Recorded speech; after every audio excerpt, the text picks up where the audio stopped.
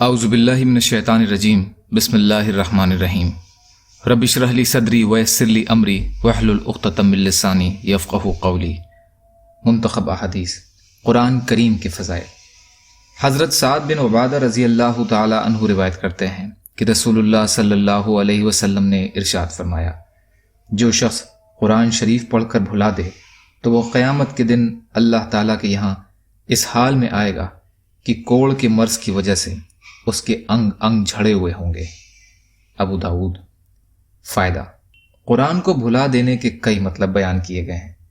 ایک یہ ہے کہ دیکھ کر بھی نہ پڑھ سکے، دوسرا یہ کہ زبانی نہ پڑھ سکے، تیسرا یہ ہے کہ اس کی تلاوت میں غفلت کرے، چوتھا یہ ہے کہ قرآنی حکموں کو جاننے کے بعد اس پر عمل نہ کرے۔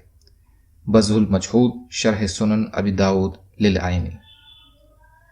حضرت عبداللہ بن عمرو رضی اللہ تعالی عنہ روایت فرماتے ہیں کہ رسول اللہ صلی اللہ علیہ وسلم نے ارشاد فرمایا، قرآن کریم کو 3 دن سے کم میں ختم کرنے والا اسے اچھی طرح نہیں سمجھ سکتا۔ ابو داؤد۔ فائدہ: رسول اللہ صلی اللہ علیہ وسلم کا یہ ارشاد عوام کے لیے ہے، چنانچہ بعض صحابہ کے بارے میں 3 دن سے کم میں ختم کرنا بھی ثابت ہے۔ شرح الطیبی۔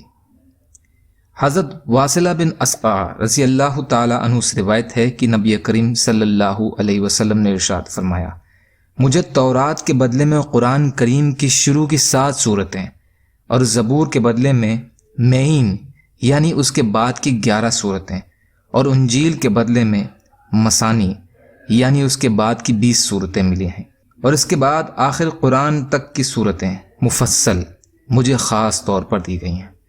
مسند احمد۔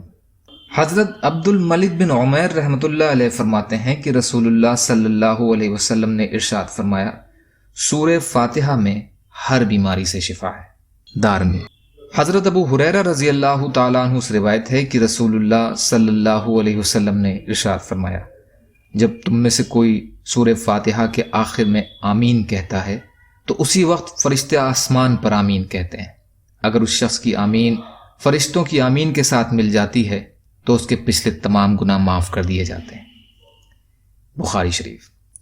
حضرت نواس بن سمعان کلابی رضی اللہ عنہ فرماتے ہیں کہ میں نے نبی اکرم صلی اللہ علیہ وسلم کو یہ ارشاد فرماتے ہوئے سنا، قیامت کے دن قرآن مجید کو لایا جائے گا اور وہ لوگ بھی لائے جائیں گے جو اس پر عمل کیا کرتے تھے۔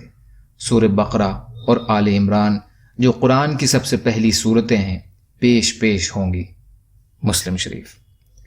حضرت ابو ہریرہ رضی اللہ عنہ روایت فرماتے ہیں کہ رسول اللہ صلی اللہ علیہ وسلم نے ارشاد فرمایا، اپنے گھروں کو قبرستان نہ بناؤ، یعنی گھروں کو اللہ تعالیٰ کے ذکر سے آباد رکھو۔ جس گھر میں سورہ بقرہ پڑھی جاتی ہے شیطان اس گھر سے بھاگ جاتا ہے۔ مسلم شریف۔ یا اللہ ہم سب کو کہنے سننے سے زیادہ عمل کی توفیق عطا فرما۔ یا اللہ مظلوموں کی مدد فرما، ہم سب کو اپنی استطاعت کے بقدر اپنا حق ادا کرنے والا بنا۔ یا اللہ رحم کا، کرم کا، عافیت کا، درگزر کا، فضل کا معاملہ فرما۔ یا اللہ آپ جیسا بہتر سمجھیں ویسے ہماری حفاظت فرمائیں۔ آپ جو بھی فیصلہ ہمارے لیے فرمائیے اس کا انجام ہم سب کے لیے بہتر فرما دیجیے، سچی توبہ کی توفیق عطا فرما دیجیے۔ یا اللہ ہمارے دلوں کو بغض، حسد، جلن، کینہ، تکبر، ریاکاری سے پاک کر دیجیے۔ اللہم انا نجعلک فی نحورہم ونعوذ بک من شرورہم برحمتک یا ارحم الراحمین۔ لا الہ الا اللہ محمد رسول اللہ۔ السلام علیکم۔